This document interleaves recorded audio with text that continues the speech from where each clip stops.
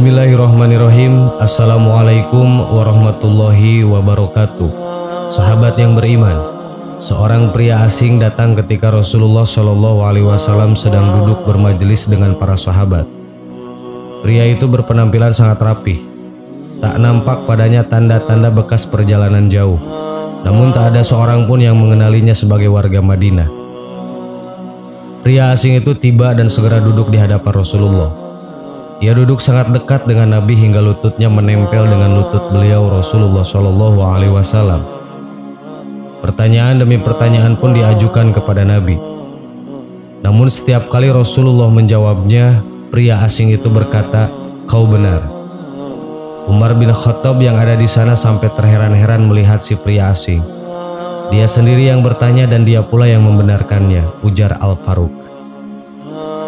Setelah beberapa pertanyaan dengan Islam, iman, dan ihsan, si pria asing lantas bertanya, "Beritahukanlah kepadaku tentang hari kiamat."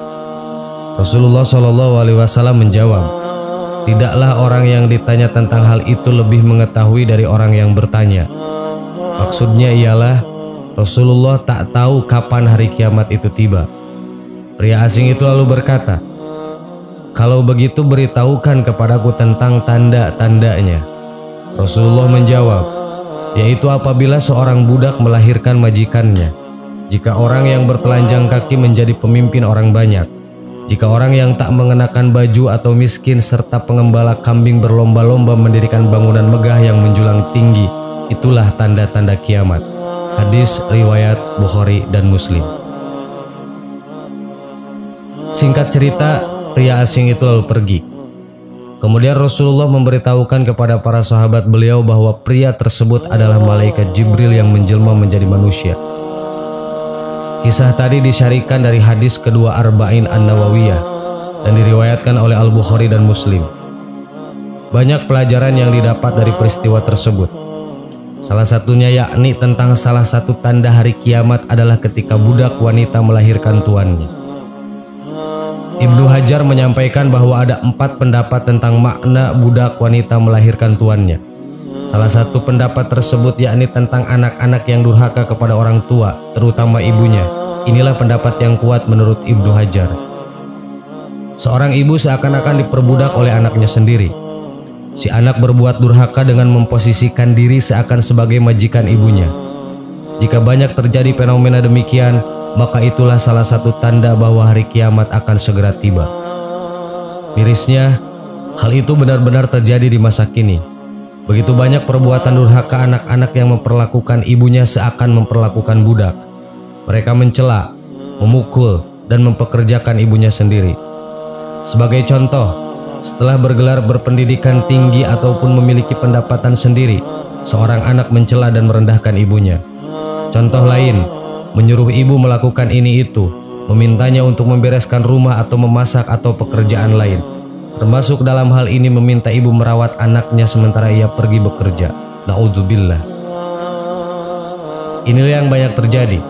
Fenomena seorang budak melahirkan tuannya, seorang anak yang durhaka kepada ibunya.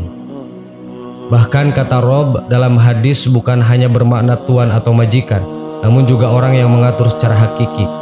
Anak yang seharusnya diatur orang tua justru terjadi sebaliknya. Anak yang mengatur orang tua. Lalu anak yang seharusnya berada di posisi bawah setelah orang tua justru berada lebih tinggi dari kedua orang tuanya. Ibnu Hajar mengatakan, pendapat munculnya anak durhaka sebagai makna dari budak wanita melahirkan tuannya merupakan pendapat yang lebih kuat dibanding makna lain. Al-Hafiz menjelaskan dalam Fathul Bari, ini adalah pendapat yang lebih kuat menurutku, karena maknanya yang umum dan karena keadaan menunjukkan sesuatu yang dianggap langka. Di sisi lain menunjukkan rusaknya keadaan dan mengandung isyarat sesungguhnya hari kiamat sudah dekat ketika segala urusan terjadi dengan terbalik, di mana seorang pengatur menjadi yang diatur, orang yang di bawah menjadi di atas, dan hal ini sesuai dengan sabda beliau tentang tanda yang lainnya bahwa seseorang yang berjalan tanpa alas kaki menjadi raja-raja di bumi. Sahabat yang beriman, jelaslah bahwasannya ketika dunia sudah terbalik, ketika anak yang menghormati justru tidak dihormati, ketika orang tua yang seharusnya diagungkan layaknya raja justru menjadi pembantu, maka bersiaplah karena hari kiamat itu akan segera tiba. Wallahu a'lam. Wassalamualaikum warahmatullahi wabarakatuh.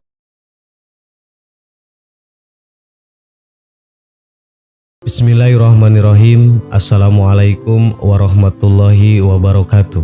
Sahabat yang beriman, para ulama dan wali-wali Allah pasti akan mengingatkan akan datangnya hari kiamat yang tidak akan lama lagi. Di antara wali Allah yang meninggalkan pesan akan datangnya hari kiamat adalah Sunan Kalijaga.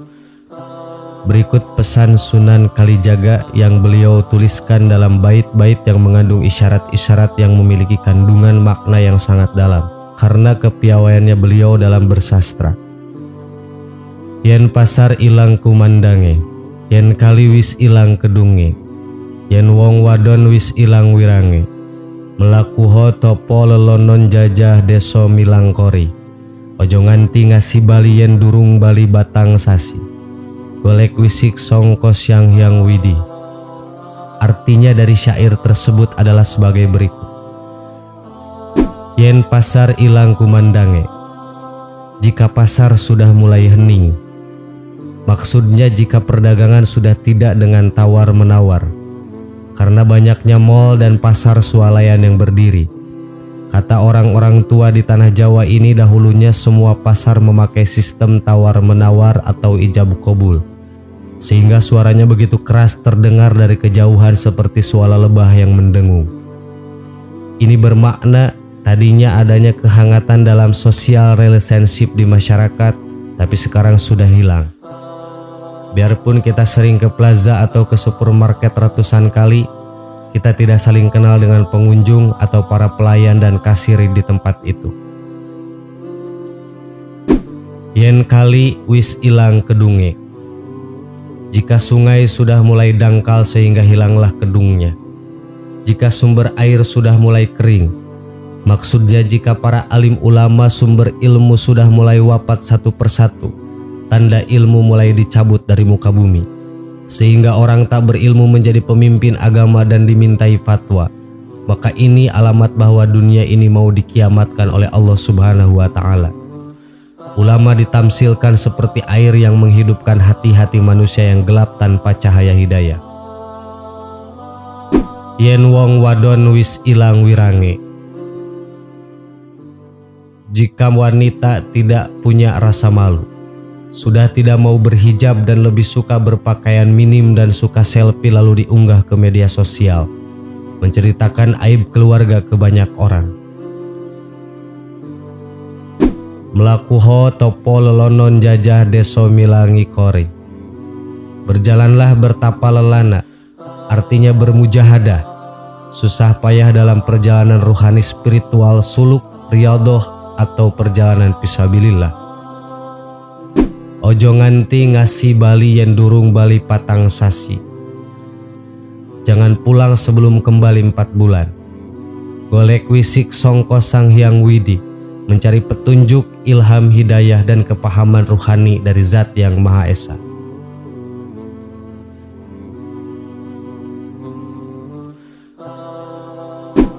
Sahabat yang beriman, itulah pesan Sunan Kalijaga yang ditujukan kepada umat akhir zaman dengan sebelumnya menyebut tanda-tanda akhir zaman, dan saran beliau untuk melakukan pendekatan kepada Allah melalui perjalanan ruhani atau suluk mencari petunjuk dan hidayah darinya.